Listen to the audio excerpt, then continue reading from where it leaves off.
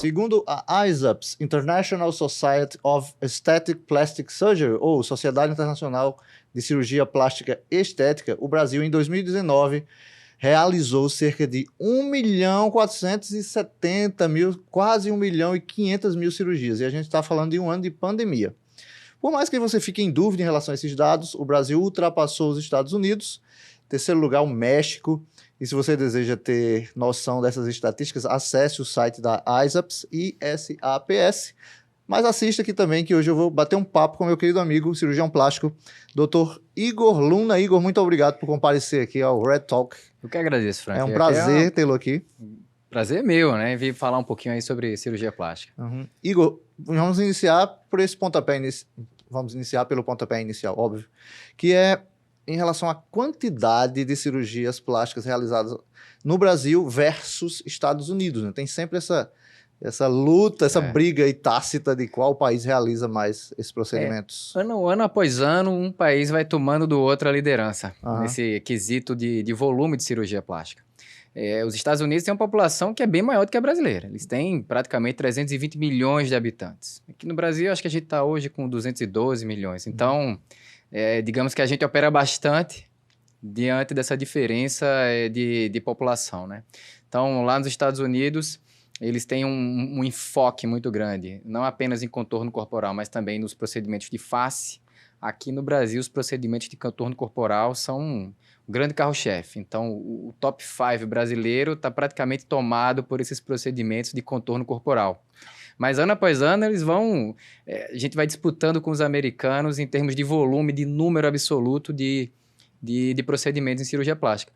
Do ponto de vista só de curiosidade, existe um documentário na Globo News, que não é tão novo assim, em que o país que tem o maior número de cirurgias plásticas per capita, na verdade, é a Coreia do Sul. Então, lá o número de cirurgias plásticas per capita acaba sendo maior, porque eles têm uma cultura até de dar de presente procedimentos de cirurgia plástica. Então, aquela moça que atinge os 15 anos, aquela pessoa que vai se casar, vai participar de algum evento importante, é comum lá receber de presente um procedimento de cirurgia plástica. Então, é algo até, uma curiosidade, né? Do ponto de vista... não fazia ideia que... Pois fui buscar aqui alguns dados, não fazia ideia que a Coreia do Sul né? Per capita. Então, como eles não têm uma população tão grande, porém, digamos que cada habitante sul-coreano é um grande consumidor de procedimentos em cirurgia plástica, procedimentos estéticos. Você falou que população feminina, né, 15 anos, e lá, você sabe dizer se é permitido que menores sejam operados? Eu nunca fui à Coreia do Sul, mas eu assisti esse documentário da Globo News, está disponível para quem quiser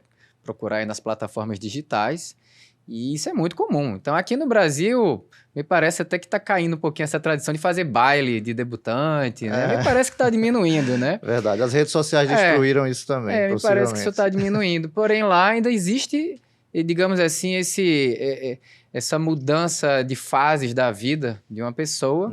Então, se alguém vai ingressar até numa faculdade, até melhorar a própria aparência para entrar na faculdade, como se isso fosse, de alguma forma, trazer... uma melhor situação do ponto de vista de projeção de trabalho.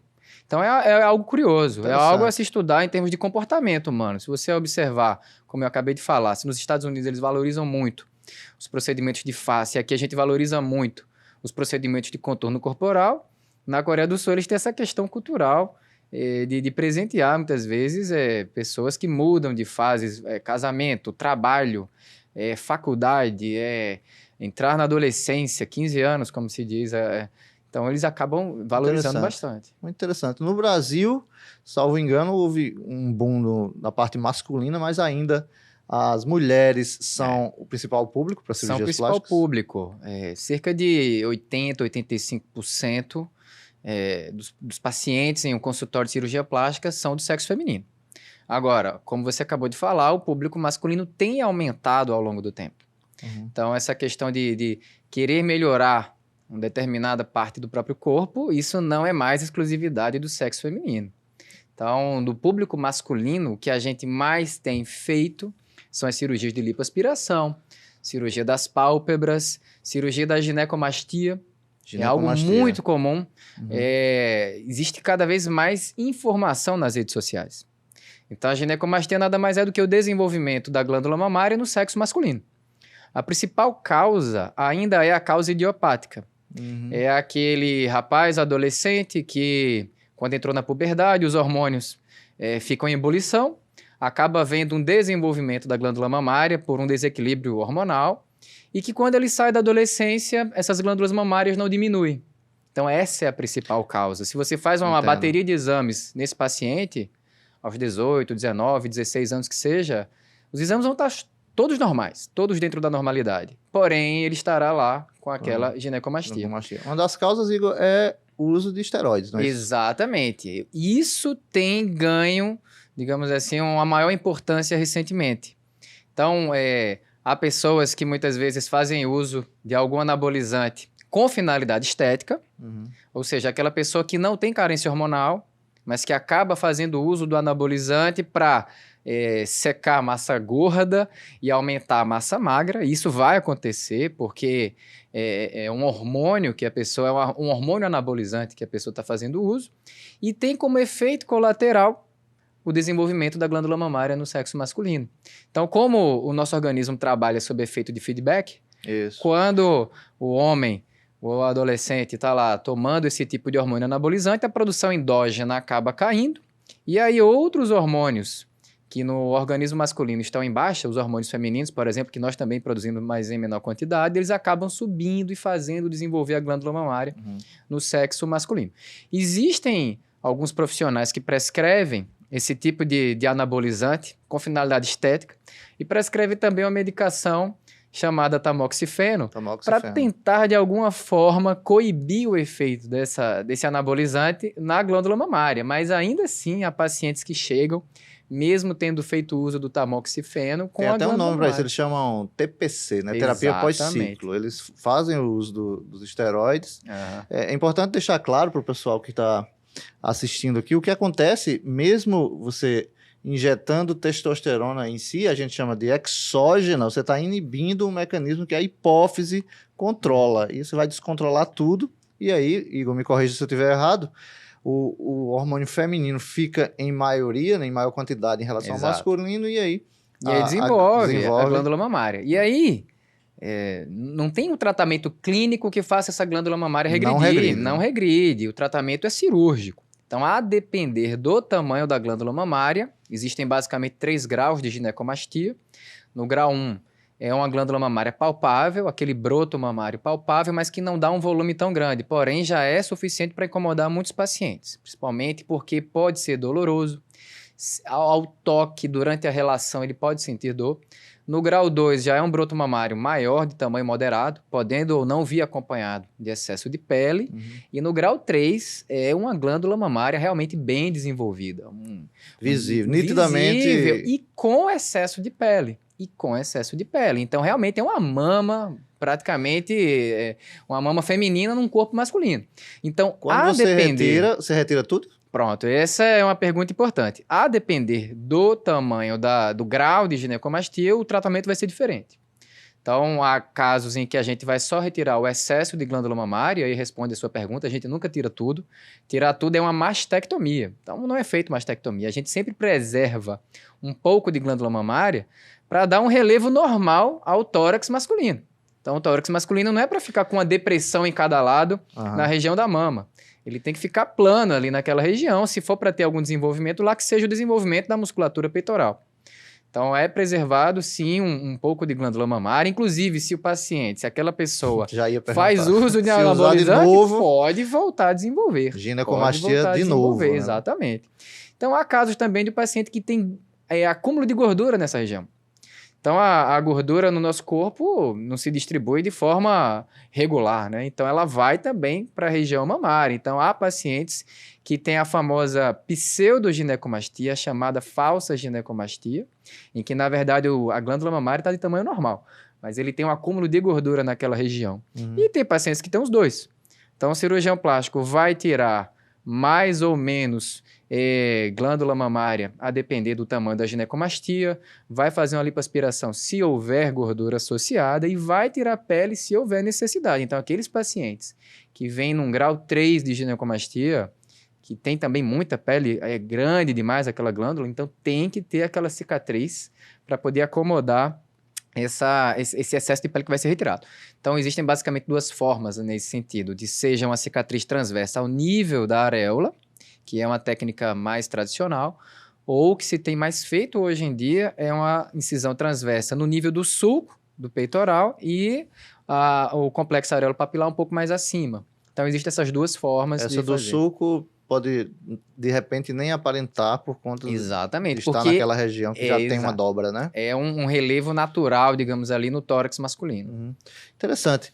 A cirurgia mais procurada pelas mulheres é a prótese mamária? Prótese de mama, sem dúvida. Isso é o primeiro lugar. Não apenas no Brasil, nos Estados Unidos também é. Então, isso digamos assim, é algo conjunto, né? Brasil e Estados Unidos tem as mulheres têm esse desejo de aumentar a glândula mamária, né? De ficar com a mama maior.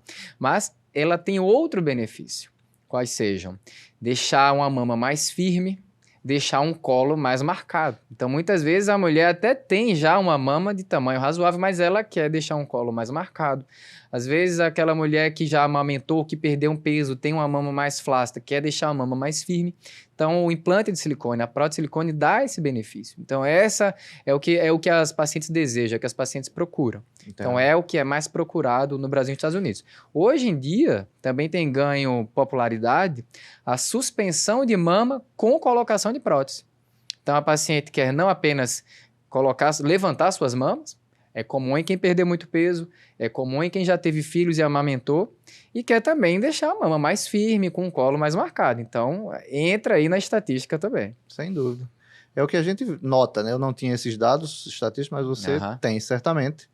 E eu não posso deixar de falar sobre o comparativo do que em outrora, já faz mais de 10 anos, que a gente assistia na TV, quando eu assistia a TV, não é documentário, mas o seriado com o Dr. Ray.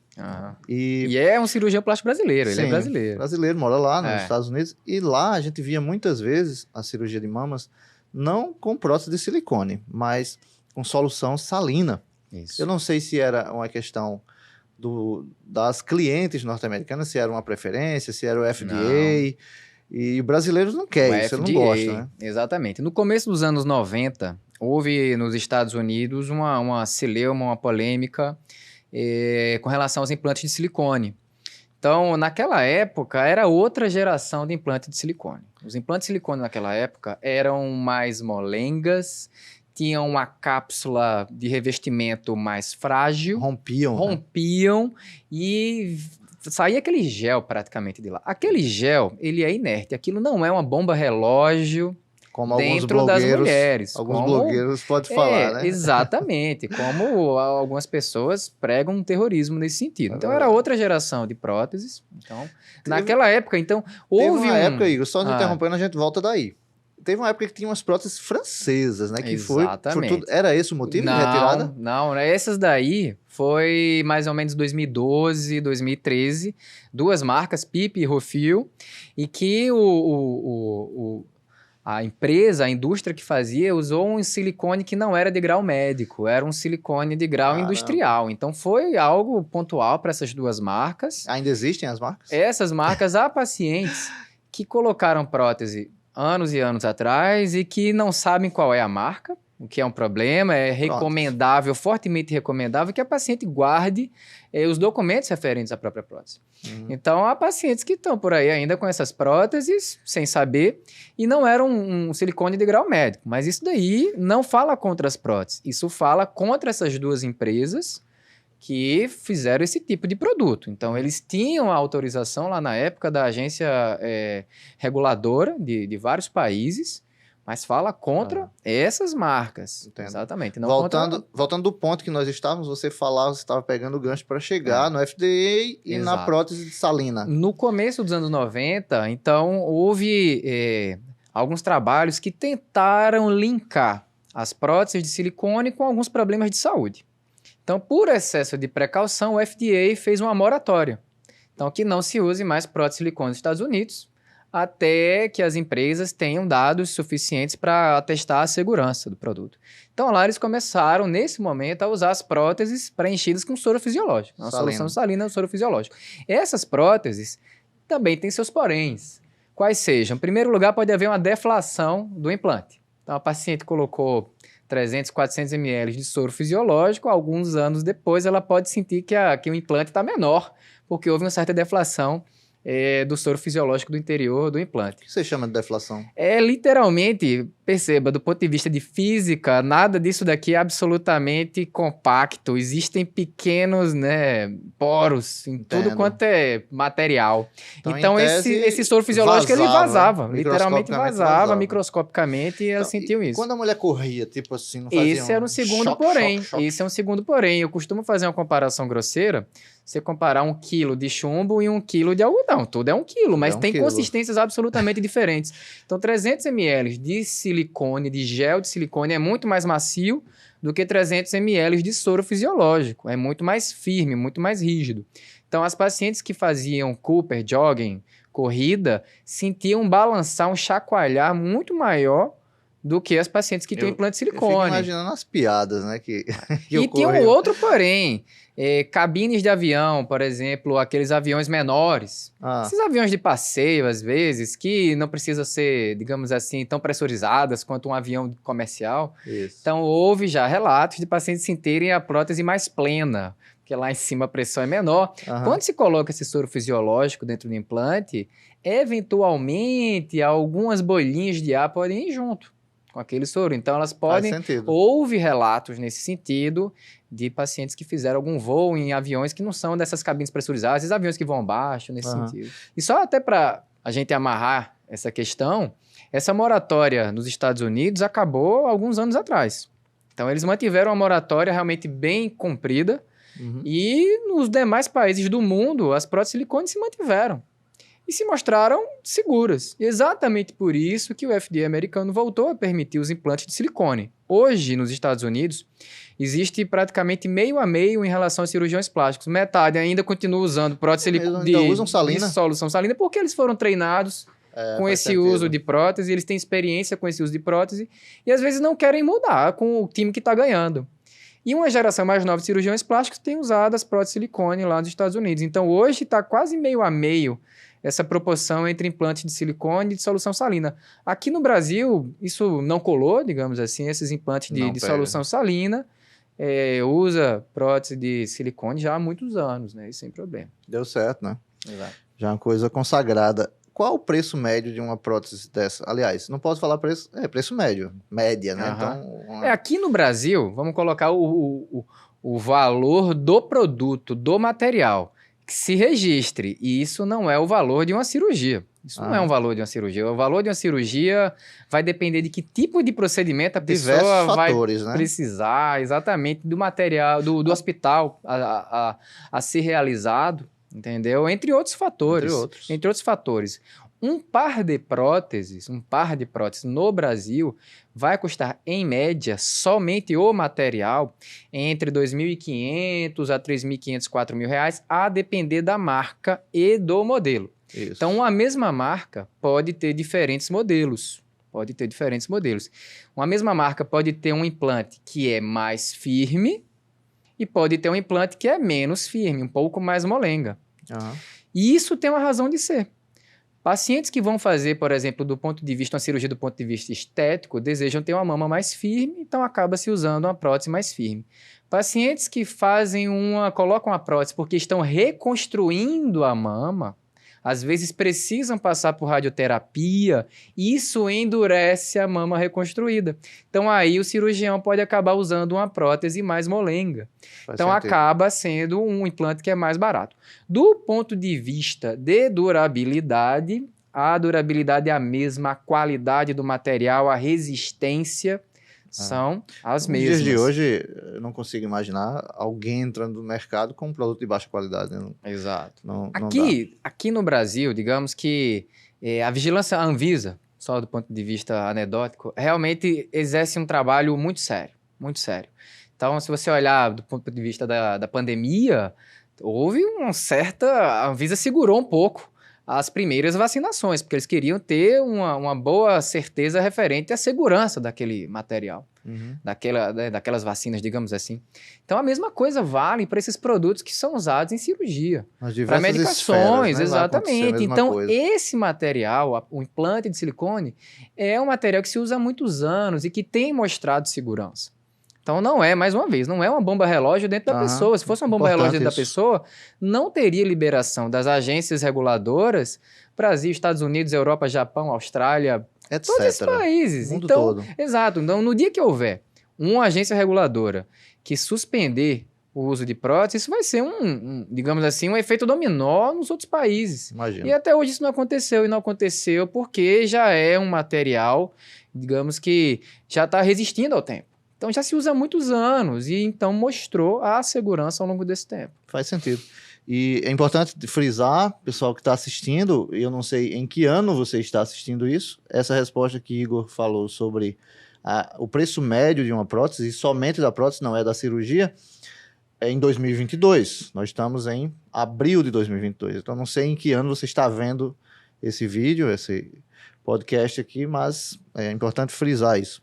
Igor, sobre prótese ainda, é muito frequente que as pacientes que se submetem à cirurgia tenham uma prótese de tamanho diferente da outra, da esquerda e direita. É bem frequente isso. O que acontece? Que se registre. Nós não temos as metades do nosso corpo iguais. Ninguém. Nem o rosto, né? Nem se você tirar uma foto, nada, você já vê nada. um lado é meio vesgo e o outro... Pois é, já houve, por exemplo, reportagens na mídia duplicando, espelhando o rosto de famosos. Eu vi isso. Ficou absolutamente bizarro.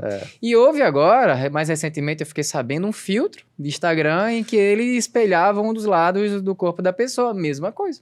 Absolutamente bizarro.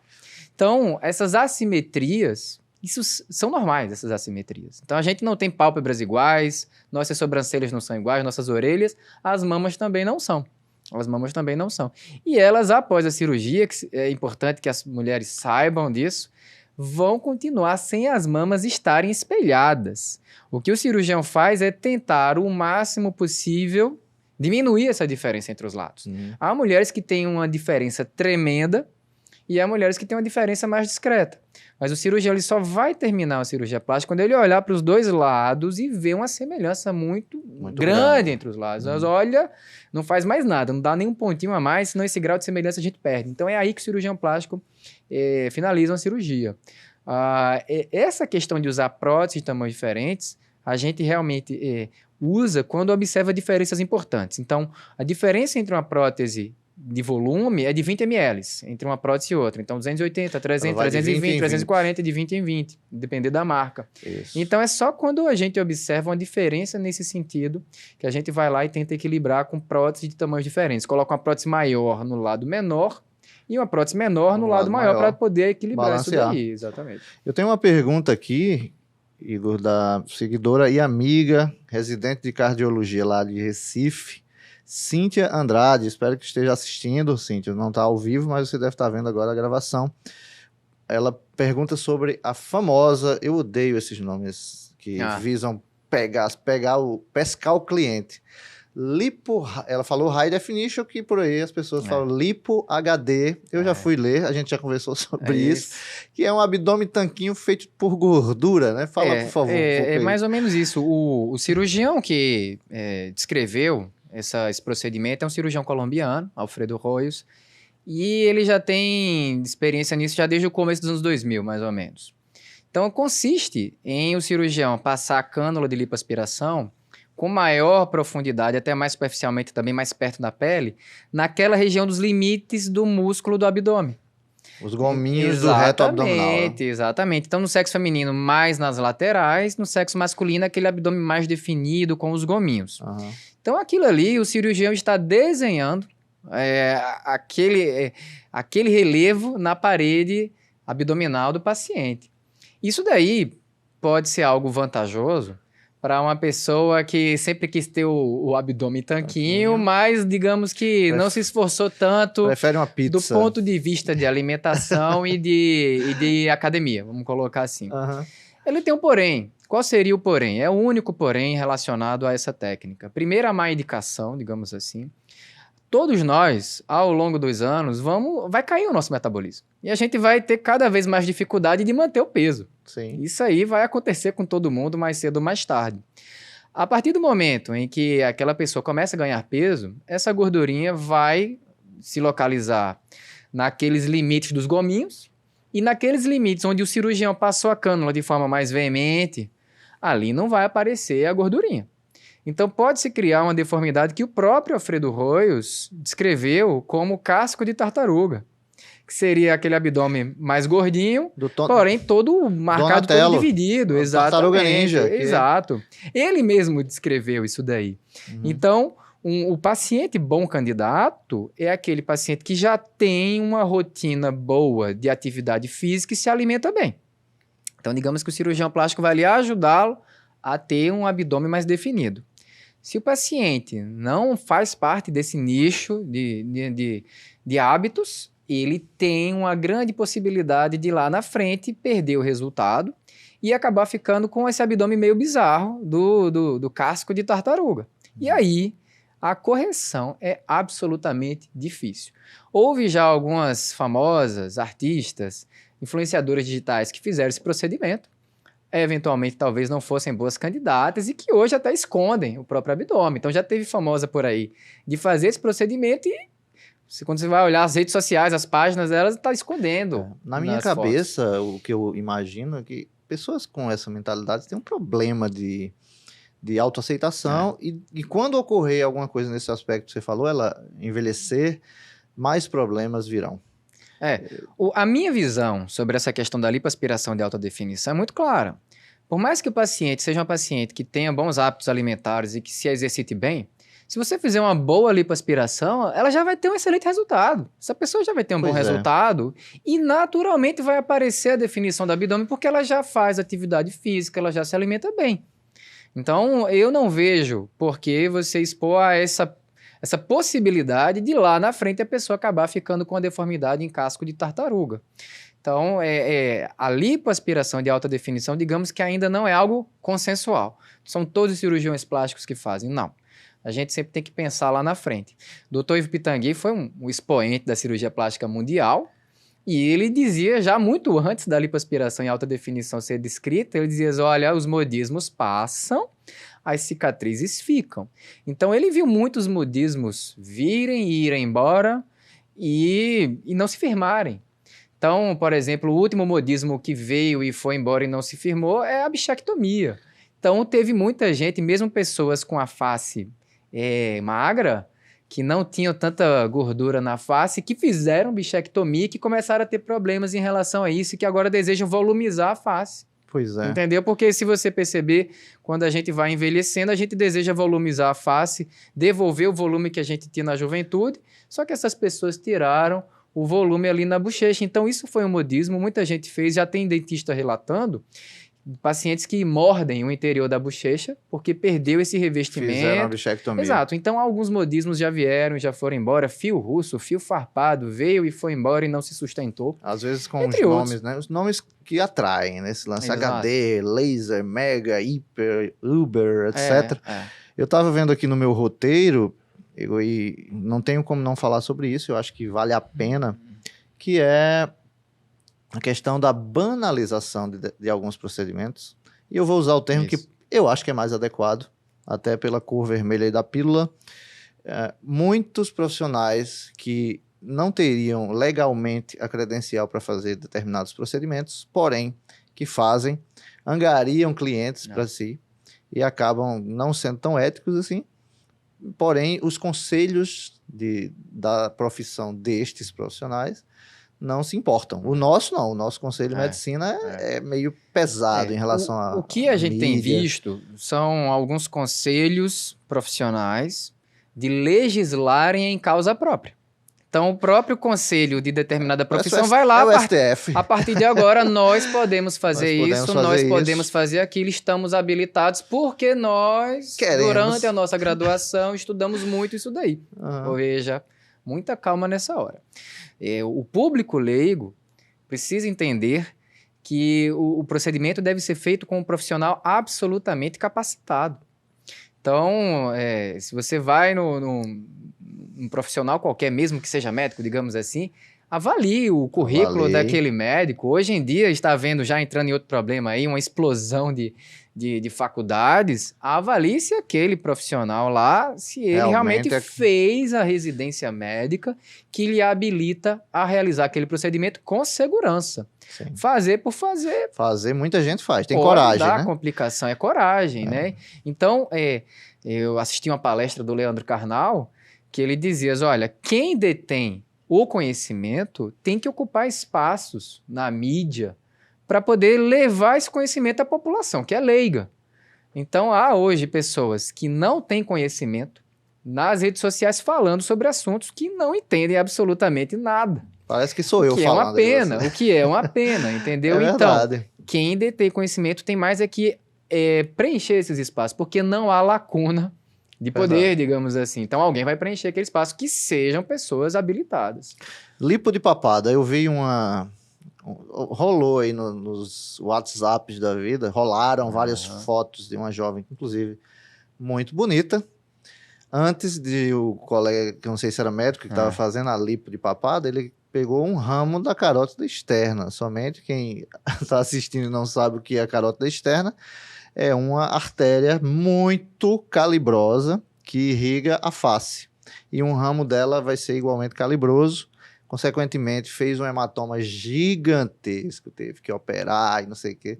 Então, eu estava vendo que a lipo de papada tem sido meio que banalizada, né? Muita gente está fazendo aí, o paciente não vê. E numa área nobre, que é o pescoço. Cirurgiões treinados, habilitados, muitas vezes, olha, procedimento no pescoço, entram com cuidado. Né? O cara fez residência e vai lá com cuidado. Não é que o cirurgião tem medo, não. O cirurgião tem respeito por aquela região anatômica. Então, pescoço é uma área em que existem vasos calibrosos, como você falou, e um hematoma desse, a depender do tamanho, do volume, ele pode até comprimir vias aéreas do paciente, e o paciente chegar nas últimas em um pronto-socorro.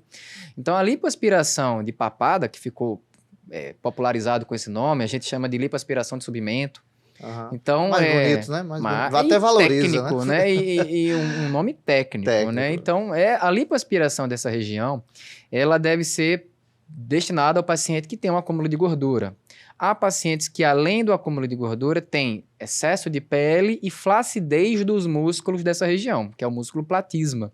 Então, vai ficando com aquela região do submento muito flácida, muito caída, parecendo o papo de peru, né? Tem pacientes que às vezes falam assim. Então, a lipoaspiração, ela é para o paciente que tem um acúmulo de gordura nessa região. Mas, mais uma vez, tem que ser feita com um profissional habilitado. Eu já vi vídeos de profissionais fazendo isso daí em consultório e às vezes até com, digamos assim, asepsia, falhas de asepsia grosseiras. Então há que se ter muito cuidado. Uma lesão vascular ou uma lesão nervosa nessa região pode até deixar o paciente com uma certa paralisia dos músculos do lábio. E o paciente ficar com aquele sorriso torto, sem conseguir ter força às vezes para fechar bem a boca, ter escape de líquido. Porque existem nervos que passam nessa região em direção aos lábios. Então é um perigo. Tem que ser um profissional muito habilitado. Podem ser irreversíveis, né? Lesão nervosa. Pode ser irreversível, a pessoa fica lá com a boca torta e um abraço. É um nervo motor. É um ramo do nervo facial que passa nessa região, entendeu? E que realmente pode ser lesado de forma intempestiva num procedimento em que a pessoa queria somente melhorar a estética. Então, há que se atentar muito para a capacitação do profissional. Igor, eu tenho certas condutas como médico, né? Quando eu vou atender pacientes, eu também trabalho com parte estética de varizes. Mas na entrevista inicial, eu tomo muito cuidado em captar pequenas variações psicológicas, quiçá psiquiátricas. E eu imagino que os cirurgiões plásticos, durante a sua residência e sua vivência após a residência médica, também trabalhem com isso. Saber o limite do paciente que ele não sabe ainda. Ele chega e, não, eu quero isso, eu quero fazer isso. Então, vocês aprendem com a vida ou na residência determinadas táticas educadas de dizer, olha, cara, eu não vou te operar. Sim, sim, sim.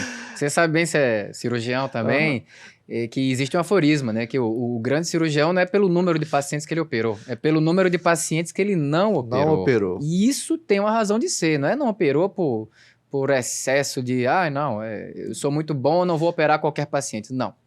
É realmente por não ver a indicação daquele paciente. Se o paciente vem para você desejando operar, ou seja, quer, de alguma forma, contratar seus serviços, então você fica tentado ali a querer operar todo mundo. Não, tem pacientes que realmente não têm indicação. Então, o Dr. Ivo Pitangui dizia que o bom paciente é aquele que conhece muito bem os limites da cirurgia plástica, o que ela pode trazer para si, que não tem expectativas irreais e que sabe muito bem o que quer. Então, às vezes, tem paciente que vem no consultório do cirurgião plástico e que, não, doutor, eu queria que o senhor visse o que é que pode fazer na minha face. Não, o que é que o senhor acha que eu posso melhorar? Exato. O senhor acha que eu preciso disso? Olha, veja, eu quero saber da senhora, eu quero saber de você. O que é que está lhe causando um certo transtorno? O que é que você deseja melhorar? Né? Eles sinalizam. Então, esse tipo de paciente que tem expectativas irreais, que acha que a perfeição é possível, perfeição, veja, né, aqui para nós, não, isso não está dentro da realidade do paciente, às vezes. Aquele paciente que não sabe bem o que quer, aquele paciente que já operou várias vezes aquela região, nossa, e que procura um novo médico para querer operar, e às vezes você observa, olha, tá tudo bem com o seu nariz, com o seu abdômen, entendeu? Você tá bem operada, por que você tá querendo operar novamente? Então, pacientes que são, olha só mais essa, usuários de médicos, ou seja, pacientes que vão a 5, 6, 8, 10 médicos, olha, eu sempre digo aos pacientes, você sinta-se à vontade para procurar uma segunda, terceira opinião, mas tem pacientes que eles querem se operar com um médico que vai dizer o que ele quer ouvir, e não o que a medicina, a cirurgia plástica diz que é o mais apropriado para ela. Então, eu já recusei pacientes por causa disso. Entendeu? Ela queria que eu dissesse que a lipoaspiração que ela fez não estava boa, que estava assim, que estava assado, e queria fazer mais umas. Olha, veja, acho que a senhora está muito bem, acho que foi bem operada, nem lhe vi antes dessa cirurgia que você fez, mas eu estou vendo que a senhora está muito bem. Se fizer uma nova cirurgia, pode ser até que piore sua situação. Então, muitas vezes, esses pacientes foram a vários outros profissionais, pacientes que, às vezes, depositam na cirurgia plástica um determinado objetivo. Não, quero salvar meu casamento, vou fazer uma cirurgia plástica. Pode ser que o seu marido, a sua esposa, esteja decidido com ou sem o resultado da cirurgia plástica. Vou fazer essa cirurgia para que eu ganhe uma promoção, para que eu finalmente ganhe aquele emprego. Olha, pode ser que sim, pode ser que não. Então, esse tipo de paciente que tem esse tipo de pensamento não são bons candidatos. Tem uma grande chance de ter alguma frustração no pós-operatório. Então, são pacientes que, literalmente, devem ser encaminhados a um psicólogo ou a um psiquiatra. Eu acho que as pessoas têm receio de ir ao psiquiatra. Exato. Então, eu sempre digo aos pacientes, mas olha, eu vou encaminhar.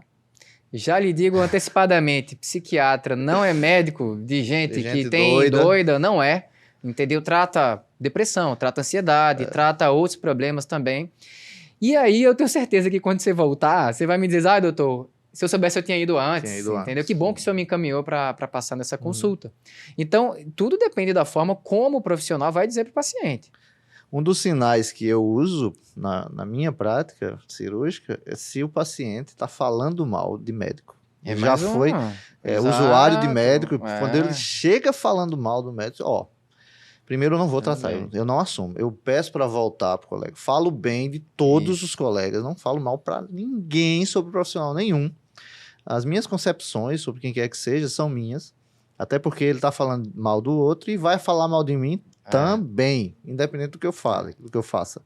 Então esse aí eu não opero, eu não faço nada. Vai chegar uma máquina e quando a máquina chegar, eu ligo para essa pessoa e ela vem fazer o tratamento. E essa máquina ainda vai ser inventada daqui a uns 10 anos. Então, quem sabe ela chega para a gente fazer o tratamento.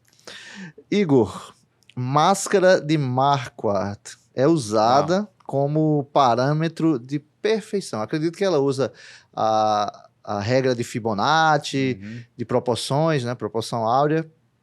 Os cirurgiões plásticos usam a máscara de Marquardt para chegar numa proporção melhor em relação a procedimentos estéticos na face? Olha, essa é uma pergunta boa, né? Tem muita gente que diz, a cirurgia plástica é uma arte, né? Isso. Eu gosto muito de fazer a seguinte comparação. Eu gosto de arte, eu sou curioso em arte, eu não entendo de arte. Eu leio bastante, mas eu sou curioso. Eu digo aos pacientes o seguinte, se você colocar Leonardo da Vinci, Van Gogh, Delacroix para pintar uma maçã, eles vão pintar maçãs absolutamente diferentes. Se você coloca um cirurgião plástico para colocar uma prótese de mama, seja um cirurgião brasileiro, seja um cirurgião americano, seja um cirurgião japonês, se ele for bem treinado, ele vai fazer a técnica consagrada e aquelas pacientes você não vai saber quem foi que fez. Quem foi que aquele vai ficar ali na média, não vai né? saber. Um Van Gogh você sabe. Isso. A maçã que ele pintou, o Leonardo da Vinci, mesma coisa. Então, doutor Ivo Pitangui, certa vez perguntaram a ele se havia um nariz pitangui. Mas olha, tem 4 narizes pitangui, que são dos meus filhos. Ele disse desse jeito, entendeu? Aham. Então, essa questão do cirurgião plástico procurar a perfeição, usar Fibonacci, o abdômen como uma lira, né, o formato de lira, parece um violão. Então, isso aí está descrito na literatura científica como aquelas proporções da perfeição. Mas o cirurgião plástico, ele vai procurar exercer a técnica cirúrgica que está descrita.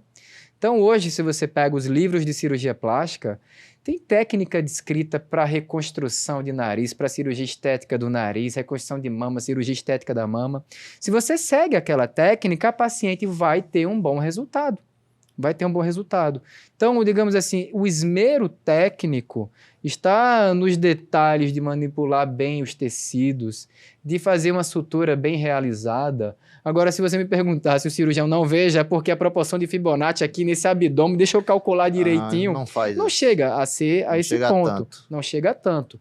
Mas que sim, se o cirurgião plástico segue a técnica estritamente, a paciente vai ter um bom resultado. O paciente vai ter um bom resultado. Lógico que, a partir do momento em que a cirurgia finaliza, a partir dali entra em campo a cicatrização do paciente, as condições do próprio paciente, os cuidados do próprio paciente, as orientações que ele vai seguir. Então, eventualmente, 2 pessoas operadas pelo mesmo cirurgião podem ter um resultado diferente, não porque o cirurgião mudou a técnica, ele pode usar a mesma técnica consagrada, mas porque as pessoas tinham condições clínicas e de cicatrização e de cuidados. Um cuidou bem, o outro não cuidou, então não vai ter o mesmo resultado. Faz sentido para mim. Salvo engano, a plástica de nariz começou na Índia, né? Exato. Eram bandidos e mulheres adúlteras. Tidas como adúlteras, não Exato. necessariamente adúlteras. Exatamente. Né? Quando alguém falava ou achava, tirava o nariz e alguém reconstruía. Eu costumo dizer que a cirurgia plástica é uma das especialidades mais antigas da medicina. Jesus não era nem nascido e já se fazia reconstrução de nariz. Houve um médico indiano, o Dr. Sushruta, que fazia reconstrução de nariz usando a pele da testa para exatamente essas pessoas que tinham estigma na face. Então havia essa punição, que era amputar o nariz, lá na Índia. Então, 700, 800 a.C. Jesus não era nem nascido. E ele já fazia as reconstruções usando a pele da testa. Então, hoje ainda se faz esse tipo de cirurgia para reconstrução de nariz, principalmente em situações de câncer de pele na região do nariz, e por isso que ainda se chama de retalho indiano. Então, é uma especialidade muito antiga, muito antiga. A cirurgia plástica moderna veio da Primeira Guerra Mundial para cá, que ali eram os sequelados de guerra. Então, o Dr. Harold Gillis, britânico... Tinha muito embate corporal na Primeira Guerra. Exato. 1914 a 18 era lutando um contra o outro mesmo. Exatamente. Né? Então, essas sequelas eram explosões, entendeu? Nas trincheiras. E minas, exato. Então, ficavam sequelados. Então, essa é a cirurgia plástica moderna. Então, dali para cá, houve um grande desenvolvimento de mais técnicas de reconstrução. Dali começaram a vir técnicas estéticas, mas do ponto de vista de berço da cirurgia plástica, foi na Índia séculos antes de Cristo.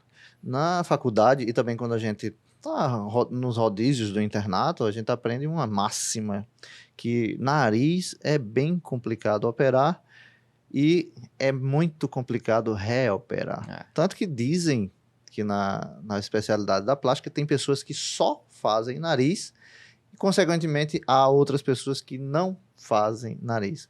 Quanto disso aí é verdade, essa questão de mexer, remexer e operar de novo? 100% verdade. Porque o nariz é o centro da face, é o cartão de visitas da face de todo mundo. O nariz é uma estrutura pequena e cujos pontos, cuja dissecção é muito delicada. Então, você manipula estruturas muito finas, muito frágeis. Então, demanda muita expertise, muita destreza do cirurgião plástico. Então, só se mete a fazer nariz, com segurança, aquele profissional que fez uma boa residência, que teve um bom treinamento. Então, ali ele vai aprender a fazer essa cirurgia. Inclusive, na residência de cirurgia plástica, a plástica do nariz é destinada aos residentes do último ano. Então, quando ele já fez ali pelo menos 2 ou 3 anos de cirurgia geral e já está ali no 3º ano de cirurgia plástica, já está no 5º ou 6º ano de treinamento. Então, ali ele já tem experiência suficiente para manusear com delicadeza essas estruturas, seguindo a técnica. Reoperar o nariz é muito mais difícil. Uma pessoa famosa que operou muitas vezes o nariz foi o Michael Jackson, e que infelizmente foi ficando com o nariz esqueletizado. Então, a plástica de nariz, existe essa possibilidade. Toda vez que você mexe em alguma coisa no corpo, vai se fazer uma cicatriz. A cicatriz não é só na pele. Internamente também há cicatrizes. Fibrose danada, né? Como qualquer coisa que cicatriza na gente. Então, essas cicatrizes internas podem acabar comprometendo a respiração, podem acabar repuxando, de alguma forma, as narinas, a ponta do nariz, os ossos do nariz numa situação de osteotomia, que a fratura do nariz também pode acabar não ficando tão alinhada. Então, operar uma segunda ou terceira vez o nariz exige muito mais perícia do cirurgião plástico.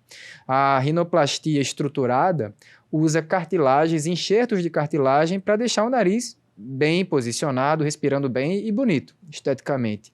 Quando a pessoa vai fazer uma segunda ou terceira cirurgia plástica, já não tem tanta cartilagem assim para o cirurgião plástico usar como enxerto. Então, muitas vezes, ele tem que lançar a mão de enxerto de cartilagem da costela ou das orelhas. E aí, o paciente tem que estar ciente de que para ir para uma segunda ou terceira rinoplastia, ele tem que estar, digamos assim, muito decidido no que quer melhorar, no que quer aperfeiçoar, no que quer tratar. E o cirurgião plástico tem que também estar muito seguro do que vai ser feito ali por aquele paciente, onde que ele vai coletar algum enxerto de cartilagem para poder deixar o nariz bonito esteticamente e respirando, que é a principal função do nariz, é respirar. Então, há pacientes que, eventualmente, antigamente tinham uma rinoplastia chamada reducional. Então, lá na década de 70, 80, era uma outra geração, digamos assim, da rinoplastia, em que se retirava muita cartilagem do nariz para deixar o nariz mais afilado, e que havia como consequência narizes que não respiravam bem. Então, quando o paciente inspirava o ar, o nariz colabava. Então, isso... Ficava respirando pela boca. Exatamente, virava um respirador bucal. Então, a rinoplastia estruturada veio para corrigir essa situação. E aí é o que há de, digamos assim, de mais consolidado. Hoje, de alguns anos para cá, surgiu a rinoplastia preservadora, que foi descrita por cirurgiões americanos e turcos, que trabalham muito frequentemente com pacientes norte-americanos e europeus que têm uma pele mais fina do que a do brasileiro. Então, essa rinoplastia estruturada tem muito merchandising nas redes sociais. A rinoplastia preservadora, muito merchandising nas redes sociais, como se fosse algo revolucionário, mas os próprios cirurgiões que descreveram a técnica dizem, olha, existem limitações, não vale para todo mundo. Um dos cirurgiões que descreveu a técnica, Dr. Barış Saki, que é turco, ele já fez palestra no Congresso Brasileiro e disse, olha, pode ser que no público brasileiro, que tem uma pele mais espessa, essa técnica preservadora não apresente bons resultados. Faz sentido. Então, é muito importante que o paciente seja orientado, ele não se deixe levar pelo sensacionalismo, entendeu? Há quem adore um sensacionalismo, até profissionais, né, muito habilitados, mas que se valem do sensacionalismo, o que é péssimo. E aí o paciente tem que ver se realmente aquilo é, de fato, indicado para ele. Faz sentido o que você falou aí. Então, nariz é difícil mesmo, É né? difícil, é do último ano da residência. Do último ano. Sem dúvida. Existe a rinomodelação, é com ácido hialurônico, não é isso? É com ácido hialurônico. Não se usa mais PMMA. Não, PMMA foi um produto que surgiu no começo dos anos 2000 e é um produto definitivo. Tem muita gente que vem no consultório, doutor, eu quero fazer um preenchimento e eu quero algo definitivo. Como seria bom se tivesse um botox faça definitivo. Aqui. Exato. E isso foi um problema. O PMMA é um produto definitivo.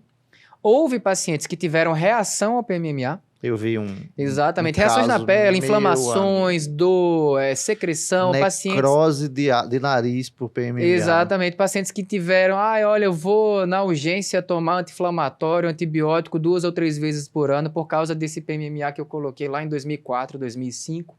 Entendeu? E é o produto definitivo. Colocou, não tem mais volta. Então já tem também a Gretchen, por exemplo. Só do ponto de vista de exemplo, ela mesma falou que usou esse produto e eu imagino que tenha usado. Ela é uma pessoa muito famosa que cuida muito da própria aparência e ela deve ter colocado no boom do PMMA esse tipo de produto. Então, aquele produto vai estar sempre lá. Então, o produto definitivo pode trazer esse porém. Se a pessoa, digamos assim, se arrependeu de ter colocado, não tem mais volta. Se a pessoa, não quero mais ter essa aparência preenchida, não tem mais volta, o produto é definitivo. Então, isso praticamente não se usa mais, está praticamente em desuso. O que mais se usa são os produtos que ao longo do tempo eles vão ser dissolvidos. Então, o ácido hialurônico é o mais popular deles, é o que mais usa e é seguro, porque numa situação de intercorrência, vamos supor, o profissional aplicou numa determinada região da face e notou que aquela região está com sinais de isquemia, como se esse produto estivesse comprimindo um determinado vaso sanguíneo, o profissional pode lançar mão da hialuronidase, que é uma enzima que dissolve esse produto. Então é um produto muito seguro nesse sentido.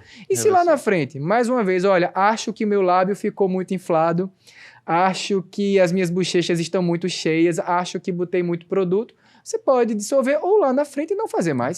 Que esse produto vai ser dissolvido, né? Naturalmente. Então, é uma vantagem essa questão de não ser definitivo o produto. O paciente faz quanto e quando quiser, digamos assim. Sensacional. Isso aí é fantástico. Eu acho que vale muito a pena. Eu já fiz harmonização com ácido hialurônico. Muito bom. Com relação ao nariz, que você perguntou bem sobre a rinomodelação, ela geralmente deve ser feita na linha média do nariz, na parte do meio do nariz, porque é uma área mais segura do ponto de vista de vascularização. A vascularização do nariz vem toda pelas laterais.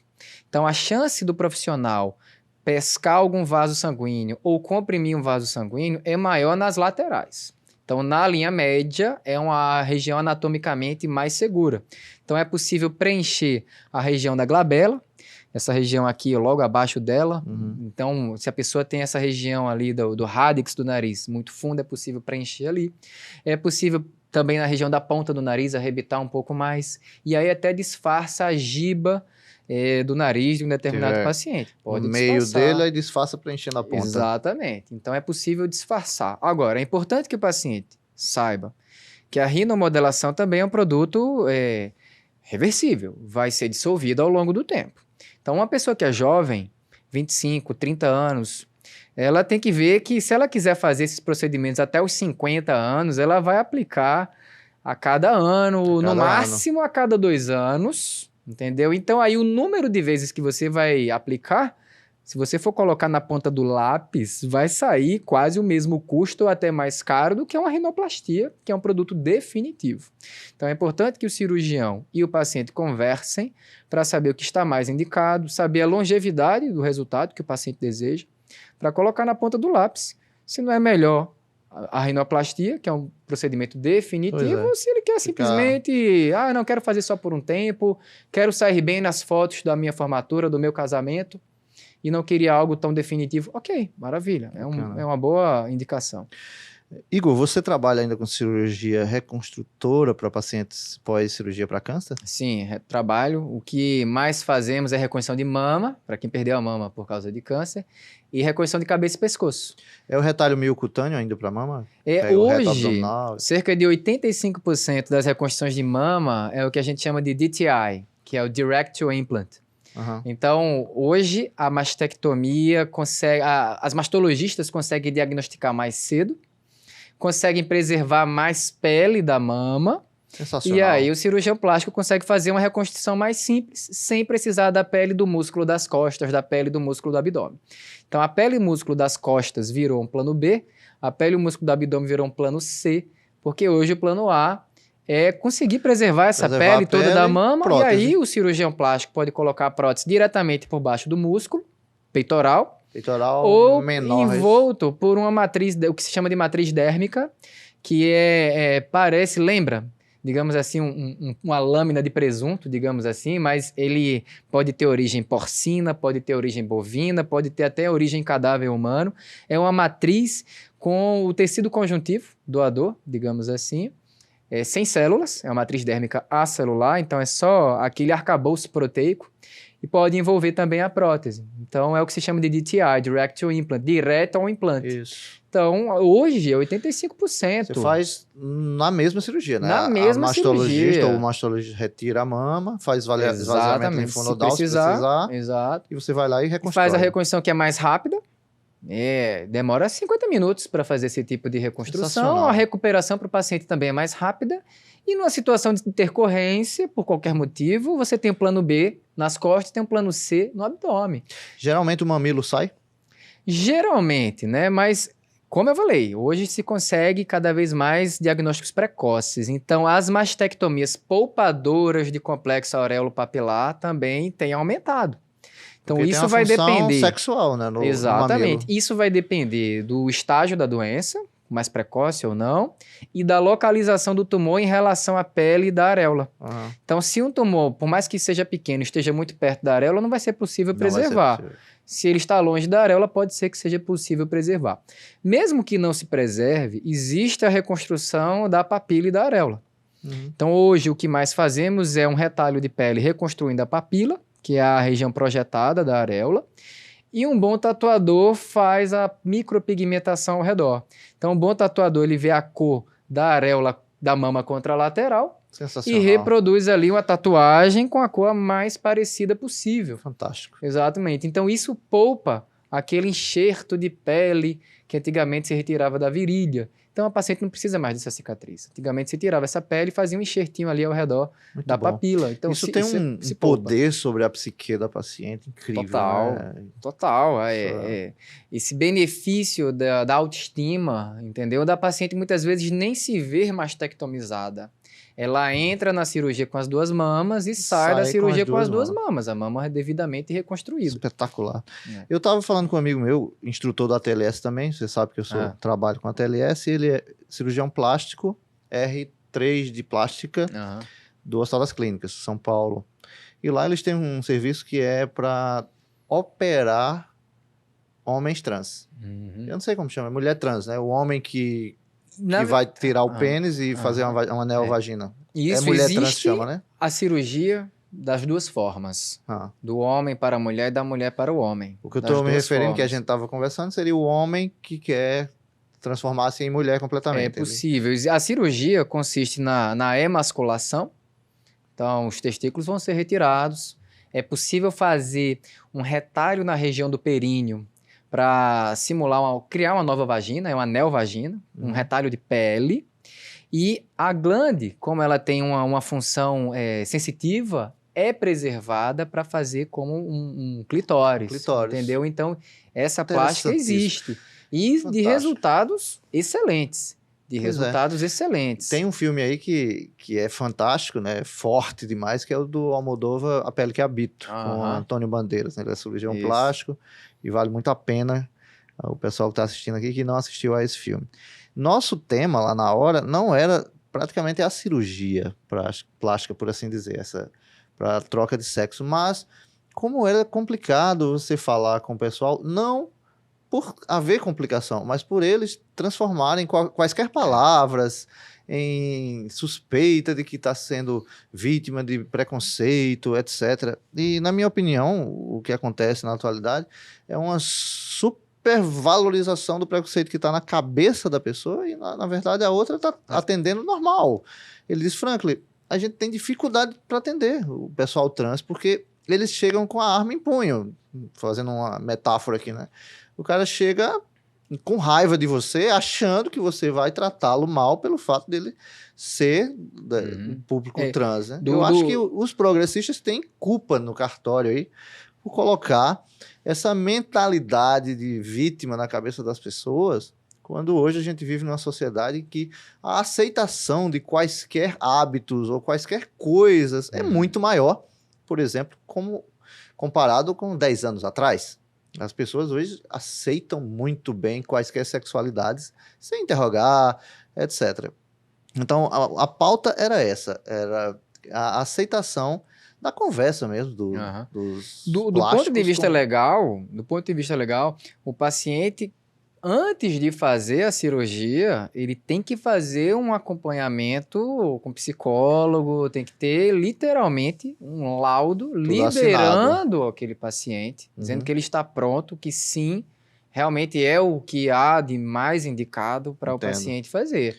Então não é simplesmente chegar lá e operar. Não é. Tem que passar realmente do ponto de vista legal. Certo.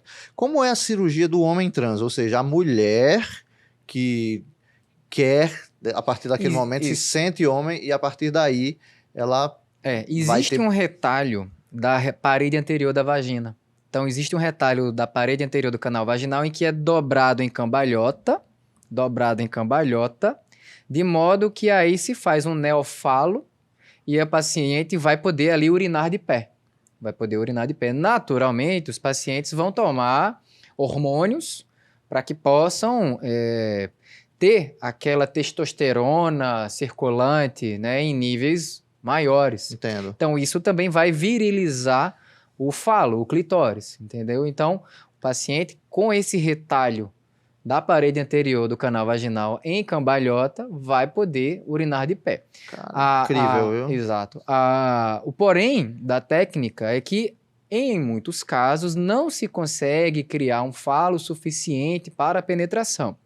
Então, isso é uma limitação. Seria o quê? 12 centímetros? Porém... O suficiente para... porém, ainda assim, o paciente vai poder ter relação com a parceira, entendeu? Sem problema. Agora, urinar de pé é algo muito importante, entendeu? Então, essa cirurgia permite urinar de pé. Então, visa isso. Lógico que as gônadas também vão ser retiradas, assim como no sexo do masculino para o feminino. Entendeu? Mas o grande detalhe é esse. Esse retalho em cambalhota da parede anterior da vagina para que aí possa se criar esse falo, para que se virilize o clitóris, entendeu? Que tem essa função erógena, essa função sensitiva, isso é preservado. Entendo. E vai poder urinar de pé. E esteticamente fica um pequeno falo mesmo? Exatamente. E lógico que esse hormônio vai ter que ter um acompanhamento com urologista, com endocrinologista. Entendo. Entendeu? Para que tudo seja mantido dentro de níveis da segurança, a quantidade a ser tomada. É uma dúvida genuína. É feita esterectomia? Retirada do útero? É possível também. Tem que fazer? Existe a situação, né? Você já deve ter visto, de homens trans que engravidam. Né? Você já deve ter visto isso daí. Então, isso realmente é algo que vai estar muito ali na seara do paciente, com o psiquiatra, com o psicólogo, com o profissional cirurgião. Então, isso é algo... É complexo, né, cara? Realmente trabalhar complexo, com isso aí. É algo complexo. Do casal, entendeu? Do parceiro ou da parceira daquele paciente. Então, é algo realmente que tem muitas variantes, digamos. Entendo. Igor, o papo tá fantástico, mas a gente vai ter que daqui a pouco encerrar, e eu não posso encerrar sem falar no carro-chefe, que é a toxina botulínica, que é espetacular. Eu uso a cada 3, 4 meses, estou até atrasado aqui com as rugas aqui, mas semana que vem já farei a aplicação no meu Botox. Então, hoje, salvo engano, o que se chama, o nome desse procedimento seria o Launch Procedure, corrija-me se eu estiver errado, que é o procedimento do almoço, né? A pessoa sai do trabalho, faz o Botox. Então... É muito rápido, realmente. A aplicação de Botox é algo que muita gente já fez e sabe que é muito rápido de aplicar. Tranquilo. O que não deve ser feito é a receita de bolo. Cada caso tem que ser individualizado. Então, a cirurgia plástica e a dermatologia modernas não preconizam a receita de bolo. Aplica essa quantidade sempre nesses pontos aqui que vai dar certo. Veja, pode ser que um paciente tenha outros músculos da face mais fortes e outros mais fracos. Então, o cirurgião plástico, o dermatologista, tem que avaliar muito a face do paciente. A toxina botulínica está consolidada. Tem que aplicar o paciente de 2 a 3 vezes por ano. Não adianta. Não existe o Botox definitivo, não existe essa de 1 vez por ano. Não, é de 2 a 3 vezes. As pessoas que têm uma mímica facial forte, que fazem muita mímica quando vão falar, quando vão sorrir, quando vão se expressar, que vão na academia e fazem muita mímica ao puxar peso na academia, essas pessoas, o Botox vai durar menos. vai ter que fazer umas 3 vezes por ano. Pessoas que têm uma mímica facial menos proeminente, aí pode ser que 2 vezes por ano sirva muito bem. Mas, mais uma vez, é muito fácil aplicar o produto. O diferencial vai estar na avaliação da face do paciente. Então, é isso que vai diferenciar um cirurgião plástico e dermatologista bem treinados, que fizeram residência médica para isto, de um profissional que às vezes não é qualificado e que está só ali repetindo, aplicando a quantidade numa determinada localização. De fato. E é importante lembrar que a toxina botulínica também pode dar complicações. Eu nunca tive, mas, salvo engano, a queda da pálpebra, né? Exatamente. Olha só, algumas complicações. Primeiro, ficar com a face congelada. A pessoa com aquela face parada, paralítica. Alguns globais são assim, já você não sabe se está sorrindo. Exato. Tá sempre com aquela face parada, sorri ou faz tristeza e não muda nada. Isso é um estigma. Pode passar batido de boa parte da população, mas não passa batido dos profissionais que aplicam. Então, esse é o primeiro cenário de complicação. O segundo cenário de complicação é a chamada sobrancelha de Mefisto. Mefisto é um vilão, digamos assim, ficar com aquela cara de vilão, aquela sobrancelha muito arqueada. Ponta, né? Fica parecendo um vilão ou uma vilã. Entendeu? De história. Tem uma da Sessão da Tarde, não tá vindo o nome agora, que tinha essa sobrancelha bem assim. Pois é, então se você pega lá pessoas que têm... Se pedir uma criança para desenhar uma vilã, ela vai colocar a sobrancelha arqueada, vai botar aquele nariz adunco, vai botar aquele queixo grande demais. Então isso é um estigma a ser evitado. E a terceira situação, que você acabou de falar, é a queda da pálpebra. Então, se essa toxina migra, vamos supor que o paciente dormiu com a face no travesseiro, ou saiu do consultório e foi para a academia, ou até mesmo se o profissional usou uma toxina botulínica que tem um halo de atuação maior, um diâmetro de atuação maior, pode ser que chegue lá. Isso pode ser que chegue na musculatura que eleva a pálpebra e a pessoa fica ali com um farol baixo, digamos assim. Então, existem colírios que podem ser prescritos, que podem ajudar a mitigar um pouco esse efeito, porque são coisas milimétricas, é uma queda milimétrica. Então, esse colírio ajuda nesse sentido. Então, o profissional melhor habilitado a prescrever isso é o médico, porque esse tipo de colírio também pode ter outros efeitos colaterais, então o médico vai saber se aquele paciente é um bom candidato a usar aquele colírio com aquela dosagem por alguns dias. Então, profissionais de outra profissão, pode ser que nesse cenário aí sintam uma certa dificuldade de prescrever. Verdade. E resolver. Então, o que diferencia o profissional habilitado é que ele sabe aplicar, ele sabe a melhor técnica, a melhor indicação e sabe também resolverá o problema, uma intercorrência. Então, aconteça. Não é apenas aplicar, tem que saber também resolver caso alguma coisa aconteça. De fato. Igor, eu vou ter que perguntar uma coisa aqui que a minha amiga Joana Nóbrega fez a pergunta pela internet, senão ela vai me bater. Tá. Riscos, vou voltar para o tema para depois a gente concluir. Tá. Riscos de cirurgias estéticas, ela até colocou entre parênteses, mama, em pacientes com polineuropatia. Você tem algo a acrescentar em relação a esse tema? Ótima pergunta.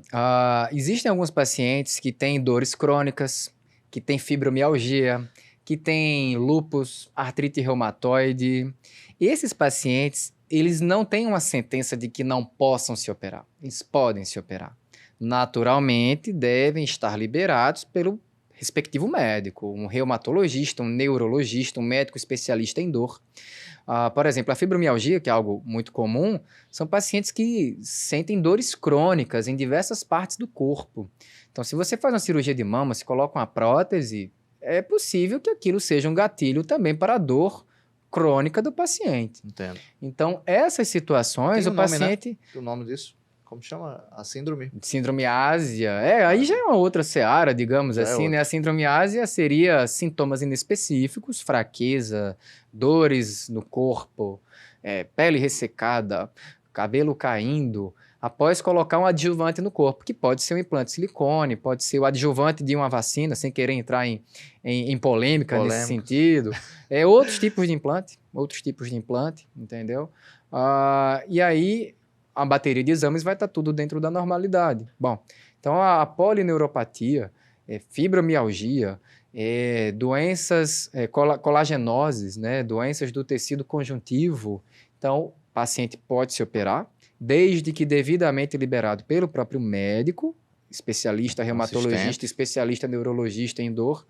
E aí o paciente tem que estar ciente de que pode ser que lá na frente precise dar um passo atrás. Então, se isso funcionou como algum gatilho de dor para o paciente, e se vai, de alguma forma, deixar o paciente mais em paz, retirando aquele implante de silicone, então que assim seja, que se retire lá na frente. Então, o paciente tem que estar ciente das das possibilidades. Cirurgia plástica pós-cirurgia bariátrica. Em quanto tempo, normalmente, o paciente é operado pós perda de peso? Se existe alguma meta de perda de peso para fazer a plástica? E qual o gênero, é o masculino ou feminino, que normalmente procura fazer essa cirurgia? Ótima pergunta. Isso tem ganho muita importância no consultório de cirurgião plástico. Se a gente olhar a timeline com relação à cirurgia bariátrica, você volta no tempo, 15, 20 anos atrás, a maioria das cirurgias bariátricas eram feitas de forma aberta. E aí depois começou a se fazer por videolaparoscopia, e a cirurgia hoje é cada vez mais segura. Então, cada vez mais as pessoas sentem segurança em fazer a cirurgia bariátrica, e é realmente muito segura a cirurgia bariátrica. Dá resultados tremendos para a saúde do paciente. E, naturalmente, depois que aquela gordurinha foi embora, fica aquela pele com uma certa flacidez e as pessoas querem operar, geralmente, o abdômen, a região das mamas, tanto no público feminino quanto no masculino, braços, coxas, né? As costas, a região do pescoço e da face.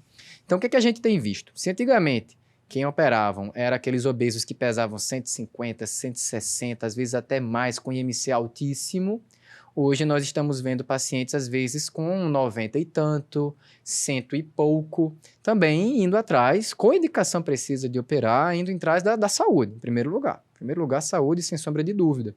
Então, o que é que nós vemos? Quem pesava muito, 150, 160 ou até mais, acaba demorando um pouco mais para estabilizar o peso. Então, geralmente, entre 1 ano a 1 ano e meio para estabilizar o peso, e aí, depois, mais uns 4, 6 meses para fazer a cirurgia plástica. Quem pesava 90 em alguma coisa, 100 e pouco, acaba estabilizando o peso perto de 1 ano ou até antes disso. E aí vai estar fazendo a sua cirurgia plástica entre 1 ano a 1 ano e meio, mais ou menos. Bacana. O público ainda é mais o sexo feminino. Sexo feminino. Mas o público masculino está aumentando. E, mais uma vez, eles fazem, inclusive, a região da plástica mamária. Então, a plástica mamária é para retirar aquele excesso de pele na região do tórax masculino. Muito bom. Igor, eu acredito que eu consegui perguntar quase tudo que a maioria das pessoas que vai assistir gostaria de saber, e brilhantemente, eu não esperava menos, você respondeu muito bem, correspondeu às expectativas. Eu quero te agradecer a presença aqui no Red Talk, e o microfone está aberto para suas despedidas e o que você desejar falar. Eu que agradeço, né? Acho que é a segunda vez que você me convida aí e eu fico muito feliz porque a gente pode levar, como disse o Leandro Carnal e eu citei aqui na nossa conversa, informação de qualidade. Informação. Então, é importante levar informação de qualidade ao público.